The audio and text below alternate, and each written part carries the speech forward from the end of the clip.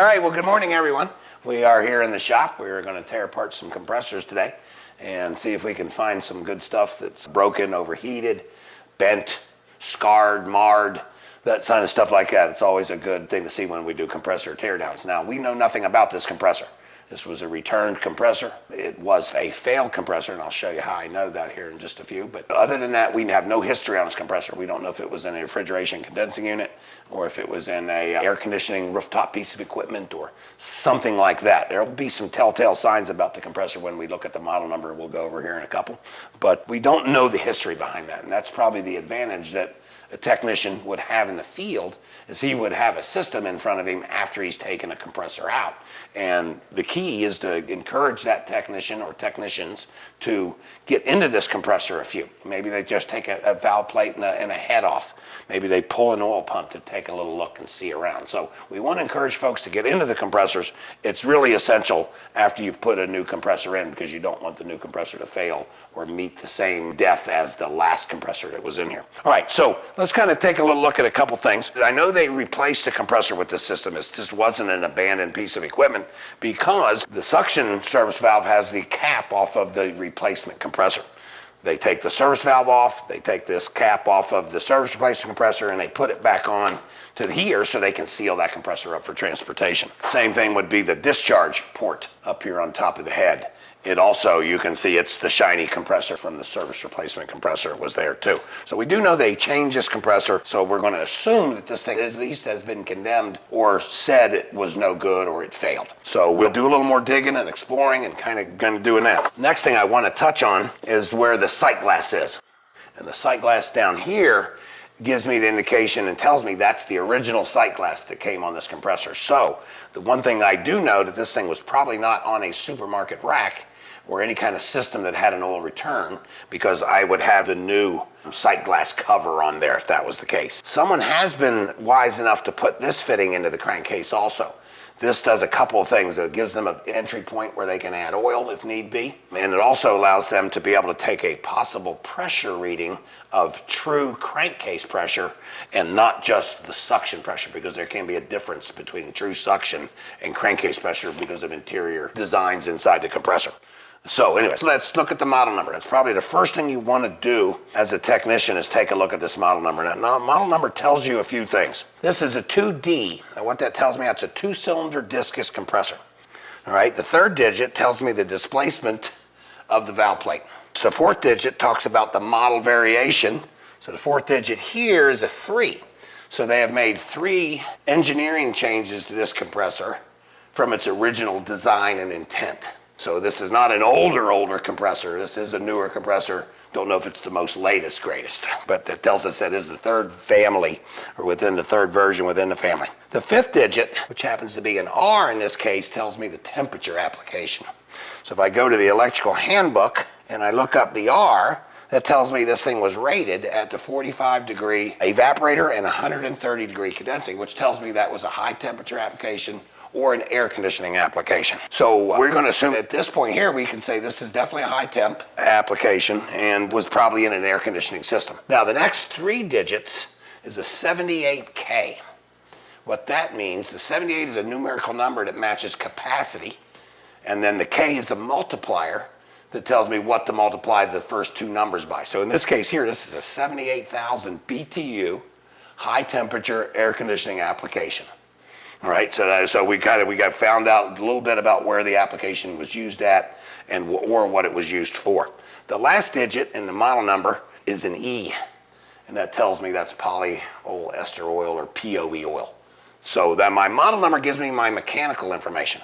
We have to try to figure out why this technician took this out of service. So the very next thing I want to do is physically ohm out this compressor and see if there's anything wrong electrically. What I'm going to do next is I need to know what the known value is for the windings of this compressor. So I've got a mobile app provided by Copeland that allows me to gain access to the information about this compressor. It's called Copeland Mobile. When I look at it, it's already logged in.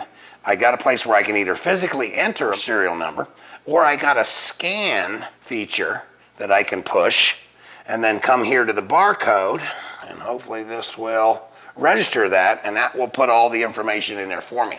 Saves me from having to type it in with my big fat fingers. All right, so I push from there, I go to continue, and I get a list of applications.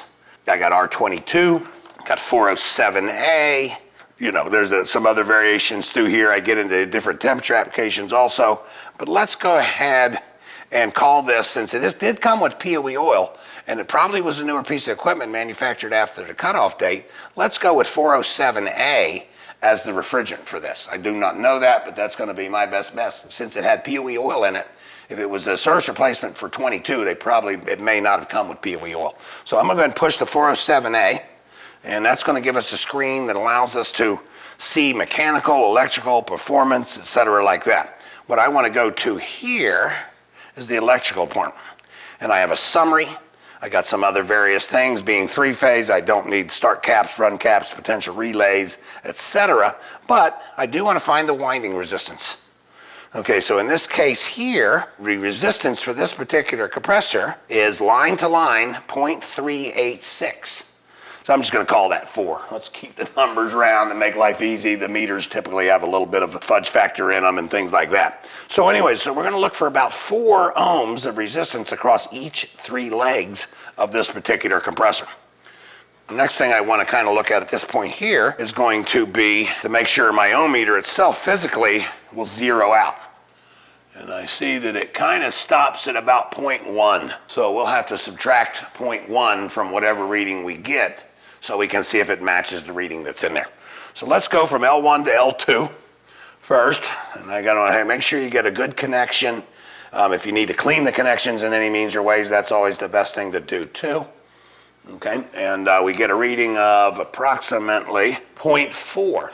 So that's pretty close now without our little mathematical adjustment. So if we say 0.3, we're a little low on the resistance. But let's go from L1 to L3 now and see where our reading now comes out at. And it looks like we got about a 0.4 again. So we're pretty close to being at least the same. And that's one of the key things with ohming out a 3-phase compressor is to see that the resistance is typically approximately the same. So now let's go L2 to L3 and get another reading and see what happens with that. And it looks like that's going to be approximately 0.5.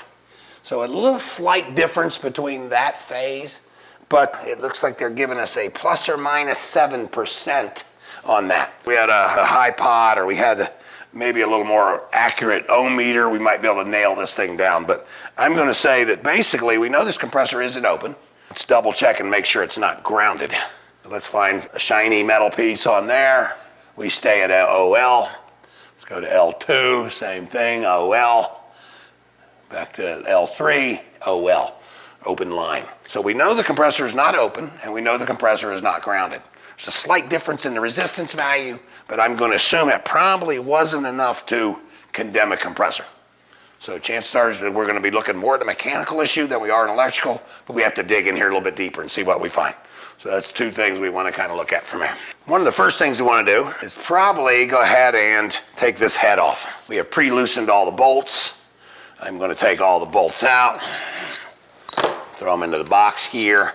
I am going to leave 1 bolt in place when I go to smack this head, because if there's any pressure in a trapped cylinder, you want to make sure that we don't have this thing flying off or anything like that. So I'm going to go ahead and tighten this down a few turns.